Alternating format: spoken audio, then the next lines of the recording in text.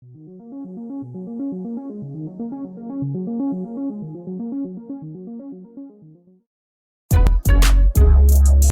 people reviews stuff.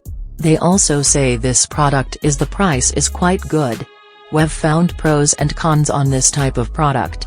But overall, it's a supreme product and we are well recommend it. When you however want to know more details on this product, so read the reports of those who have already used it.